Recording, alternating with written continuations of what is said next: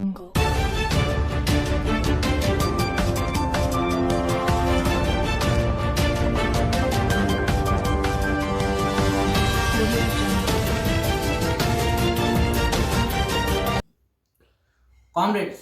అందరికీ విప్లవాది వందనాలు.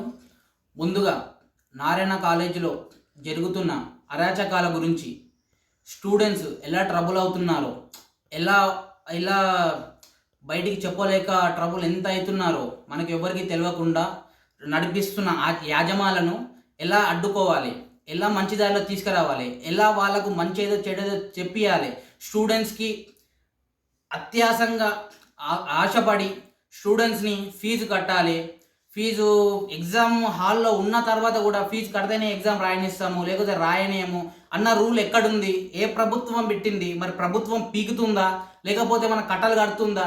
మరి స్టూడెంట్స్ని పట్టించుకొని ప్రభుత్వాలు ఏమిటికి పనిచేస్తున్నాయి? అసలు అడిగేటోడు ఎవరు లేడా? స్టూడెంట్స్కి ఎవరు అండగా లేరనా?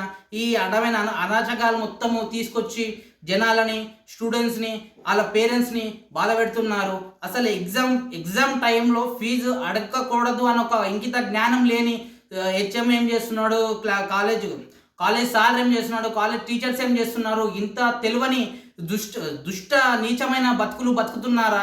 తెలియనప్పుడు ఎందుకు కాలేజీలు ఓపెన్ చేసి స్టూడెంట్స్కి చెప్పి వాళ్ళకు తీసుకొచ్చి వాళ్ళకు చదువులు చెప్పి వాళ్ళకి మీకే రానప్పుడు వాళ్ళకేం చదువులు చెప్తున్నారో నాకు అర్థం అవ్వట్లేదు. మినిమం కామన్ సెన్స్ లేకుండా మీరు చేస్తున్న అరాచకాలు ఏంటివి?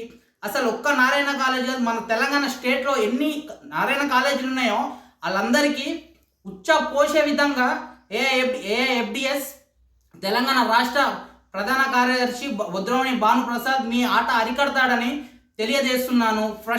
ముందుగా నేను చెప్పేది ఏంటంటే ఇది ఆపుకొని మంచి దారిలో వెళ్తేనే మంచిది. లేకపోతే మా యొక్క విద్యార్థి సంఘాలు వచ్చేసి, అనేకమైన విద్యార్థి సంఘాలు వచ్చేసి మీ యొక్క కాలేజీలను ముట్టడి చేసి మేమేం చేస్తామో మేము చెప్పకుండా చూపిస్తామని గట్టిగా హెచ్చరిస్తున్నాము. ఖబర్దార్ నారాయణ కాలేజ్ ఆల్.